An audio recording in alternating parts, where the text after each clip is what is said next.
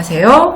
요즘 4월 다 지나고 5월 시작됐습니다. 많이들 힘드시죠?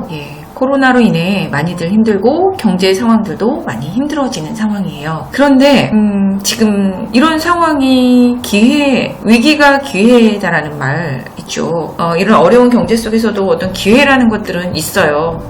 이 불황 속에서도 더 잘 되는 사업들이 있죠. 온라인 사업들이라든가 택배 이런 물류라든가 비대면 서비스의 주민 같은 그런 온라인 또 어떤 매체들 도리어 호황입니다. 근데 부동산에서도 이런 기회가 있습니다. 바로 이제 분양을 시작한 물건지들입니다. 제가 봤을 때는 어차피 분양가라는 것은 AI가 정하는 게 아니라 사람이 정하는 거기 때문에 위축될 수밖에 없어요. 시행사나 또 어떤 건물주나 심리적으로 같이 위축되는 것 같기 때문에 아무래도 분양가를 저렴하게 정하려고 합니다. 왜냐하면 사업이 빨리 진행되는 것도 굉장히 그런 시행사업에서는 중요하기 때문에 빠른 분양을 위해서 다들 소비심리 위축됐다는 거 알기 때문에 분양가를 주변이나 기본 우리가 책정하는 시세보다는 저렴하게 책정할 수밖에 없어요. 그러다 보니 지금 이 기회가 되는 것 같습니다.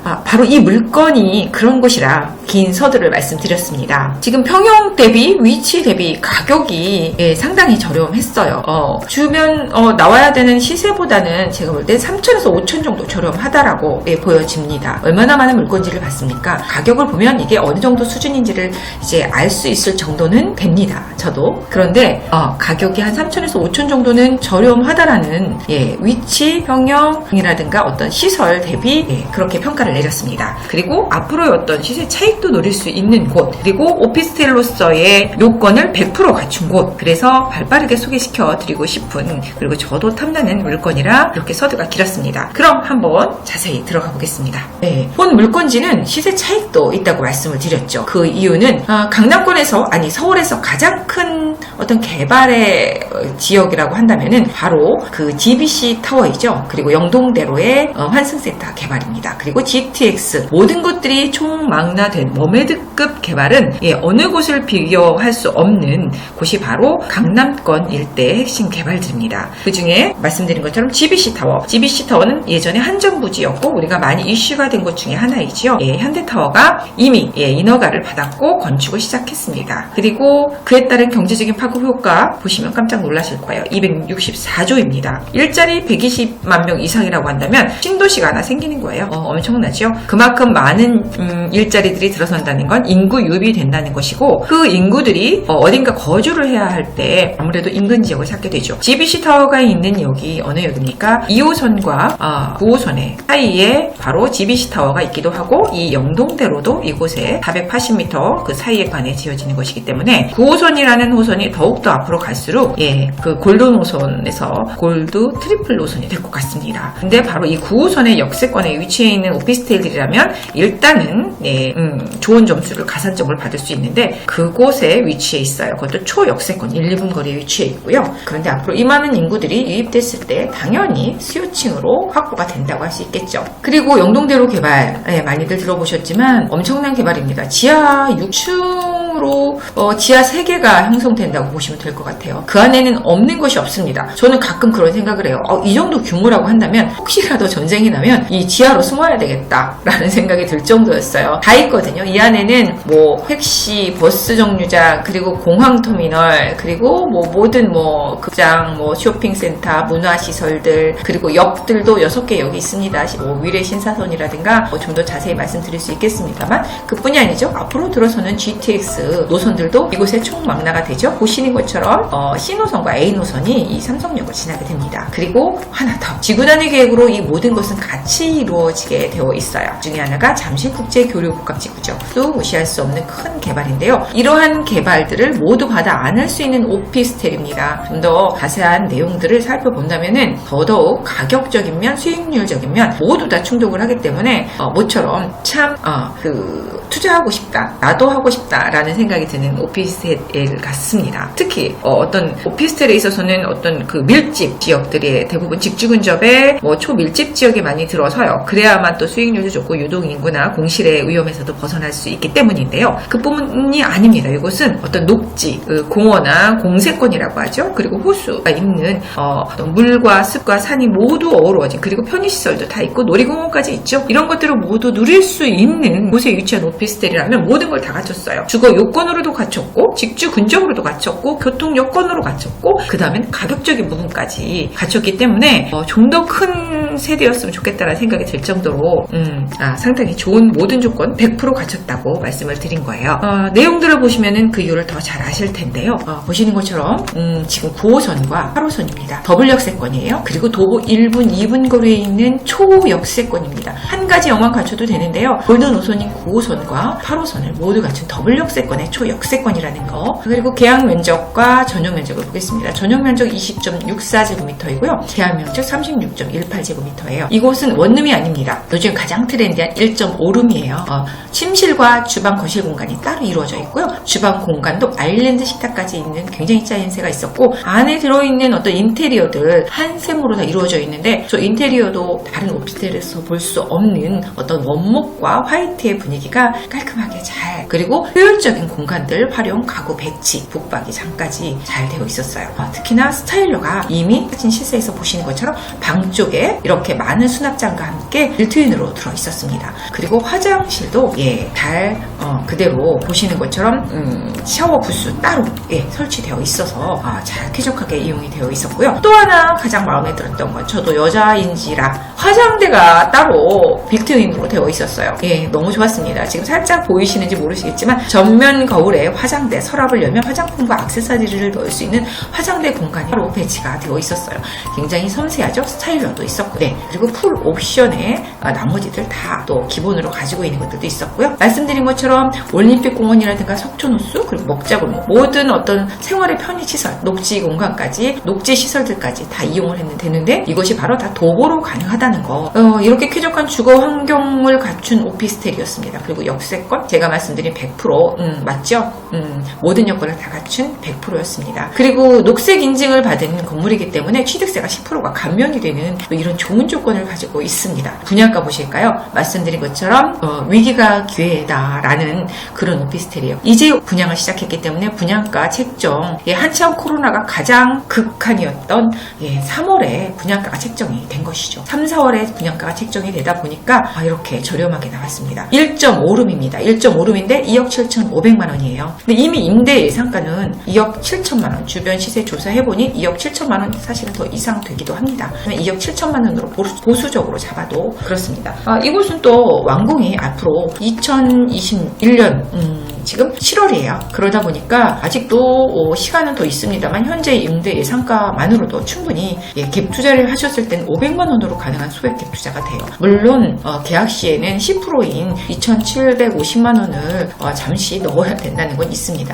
하지만 다시 찾을 수가 있으시다는 얘기예요. 그리고 월세가도 상당히 높아요. 월세는 보증금 1,000에 85만 원입니다. 1.5룸이니까요. 이건 원룸이 아닙니다. 방이 따로 되어 있는 1.5룸이에요. 85만 원인데 중요한 거, 제가 이 분양가가 싼지 비싼지를 알 수 있는 방법을 또 하나 팁으로 알려드릴게요.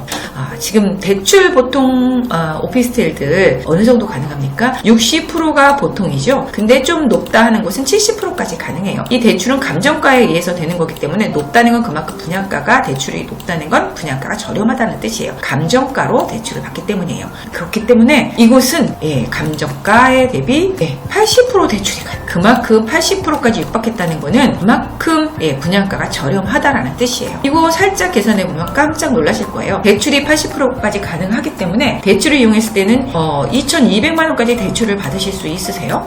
2,200만 원 대출을 받는다고 하면은 여기서 내돈 5,300만 원 정도만 있으면 월세를 활용하시는 분들 말씀드리는 거예요. 5,300만 원으로 가능한데 여기에 보증금도 1,000만 원이 빠집니다. 그럼 4,300만 원 실제 투자금 월세를 활용하시려면 으로 가능하세요. 근데 우리가 대출 이자 한 3%로 봤을 때 한 달에 이렇게 계산해보면 한 55만 원 정도만 내면 되거든요. 그러니까 그러니까 지금 제가 말씀드린 대로 이곳은 85만원 정도 대출, 월세를 받으실 수 있다고 말씀드렸으니까 여기서 55만원 대출을 받고 나도 30만원이 순수대 수익이 되는 거예요. 근데 지금 보증금까지 다 제하고 나면 내 돈 4,300만원으로 내 돈 4,300만원을 넣고 한 달에 30만원을 내가 받아서 쓰시고 싶은데 아니면 저축을 하든지 쓰시든지 하실 수 있어요. 근데 거기다 알파 플러스 시세 차익도 충분히 가능한 곳이라는 거, 주변 시세보다 분양가가 저렴했다라는 거가 첫 번째 이유고요. 두 번째 이유는 말씀드린 것처럼 앞으로 굉장히 많은 인구 유입이 될 수 있는 이런 개발들이 시작이 되는 곳이기 때문에 그냥 시세 차익도 가져갈 수 있는 두 번째 요건까지 모두 다 갖췄다라는 거예요. 그리고 공실 걱정 없을 거라는 거, 왜냐하면 초역세권의 더블 역세권이기 때문입니다. 이렇게 할 말이 많은, 그리고 이렇게 알짜로 오피스텔에 투자를 한다고 하면 저는 무도 100%의 요건을 갖춘 곳이다라고 한마디로 정의를 드리고 싶습니다. 본실사 사진도 보면 인테리어들 부엌쪽 보이시나요? 하나하나 인테리어를 예쁘게 하기 위해서 이 뷰트인 냉장고조차도 예쁘게 컬러화했고요. 그리고 지금 기역자 주방입니다. 오피스텔 기역자 주방 많지 않죠? 이렇게 아일랜드 식탁까지 있고요. 이렇게 수납장들도 보면 굉장히 예쁘게 원목과 이용해서 그리고 좀 이따 동영상을 보신다고 하면은 이 부분이 또 책상 탁자로 변하는 깜짝 쇼를 보실 수 있으실 거예요. 말씀드린 것처럼 화장대 할 말이 너무 많아서 길어지는 것 같아서 이만하고, 그럼 그 다음에는 입지 한번 보겠습니다. 입지 긴 말 필요 없을 것 같습니다. 말씀드린 것처럼 그 한성 백제역이라고 하는 지금 9호선 역세권입니다. 당연히 8호선 역세권이기도 하고요. 2호선 8호선과 9호선의 더블 역세권 1, 2분 거리에 위치해 있다는 거고요. 주변 지역들 굉장히 몸값이 올라가는 것이 바로 송파구 아닌가 싶습니다. 이미 방이동이라고 하는 곳은 잠실 관광특구로서, 관광특구라는 건 무엇일까요? 24시간 영업이 가능합니다. 보통 우리 24시간 영업 가능하지 않아요. 여기 24시간이 영업이 가능한 곳이 관광특구라는 곳이에요. 그러다 보니 불야성을 이루는 곳입니다. 그런 곳에 주변 지역들도 업무 지역과 바로 갈 수 있는 9호선과 8호선을 이용할 수 있는 것들, 그리고 잠실 롯데타워도 도보가 가능합니다. 그래서 석촌호수 조깅, 생각만 해도 우리가 라이프 스타일 생각해볼 때 삶의 질이 높아질 수 있는 곳이에요. 롯데타워 인근의 석촌호수를 이용하기도 하고요. 그리고 올림픽공원 쪽에는 얼마나 많은 문화체육시설들이 있는지 아실 거예요. 이곳에서는 많은 공연들도 이루어지고 문화체육시설들도 굉장히 저렴하게 지역 주민들은 이용할 수가 있습니다. 그리고 주변 지역들의 장미라든가 크로바라든가 재건축이 일어나고 있는 또 송파구에 비싼 고층의 아파트들이 들어서는 이미 이주를 했죠. 그래서 집가 상승, 동반 상승 당연히 갈 수밖에 없습니다. 그리고 둔촌주공도 가까이에 위치해 있죠. 이곳은 12,000세대나 되는 어마어마한 머메드급 개발이 곧 이주를 했기 때문에 들어갈 것이고요. 빼놓을 수 없는 것이 바로 이 현대차 GBC타워와 영동대로 개발이죠. 이곳과는 지금 한성 백제역에서 가셨을 때 급행을 중간에 한번 환승해서 가신다고 하면은 10분도 안 되는 거리에 바로 이 워메드급 개발지하고 출퇴근이 가능하다라는 것이에요.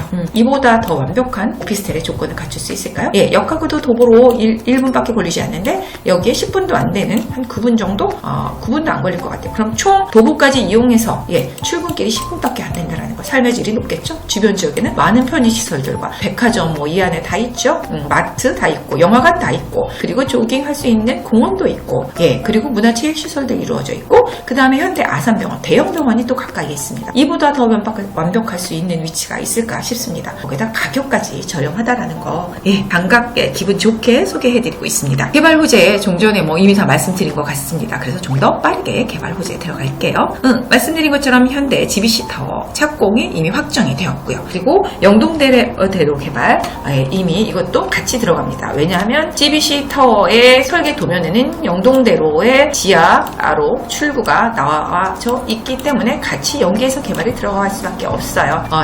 전체 메인 타워가 총 5층으로 들어가게 돼서 아래 하층부에도 3개의 동이 더 들어갑니다. 그래서 이미 현대의 15계열사가 이쪽으로 다 들어올 것이고요. 그 다음에 밑에 컨벤션 센터라든가 기타 호텔, 비즈니스 센터들이 3개 동으로 또 이루어질 것입니다. 백화점도 당연히 들어갈 테고요. 이 안에 들어가는 전시 컨벤션 센터들, 공연장들 모두 들어간다는, 그리고 좀 전에 말씀드렸던 것처럼 경제적 파급 효과, 예, 264조 원이고 일자리 창출 120만 명 이상입니다. 엄청나죠? 예, 이런 것들을 우리가 다 수혜를 받을 수 있는 곳이라는 것에 주목하시면 될 것 같습니다. 네, 영동대로 개발에 대한 조감도는 관심이 있으신 분들은 많이 보셨을 거예요. 지하 6층까지 이루어집니다. 이 안에는 없는 게 없죠. 모든 게 다 있어요. 육해공 다 있다고? 해까지는 없습니다만 택시, 버스, 환승차 당연히 환승 센터가 있고요. 그 다음에 공항 모든 여기서 수속 다 밟을 수 있습니다. 짐까지 다루는 공항 터미널이 들어갈 거고요. 그리고 좀 전에 말씀드렸던 것처럼 위례 신사선이라든가 이미 2호선, 9호선 확보했고요. 그 다음에 KTX가 들어갈 거예요. SRT하고 연결된 KTX, 그 다음에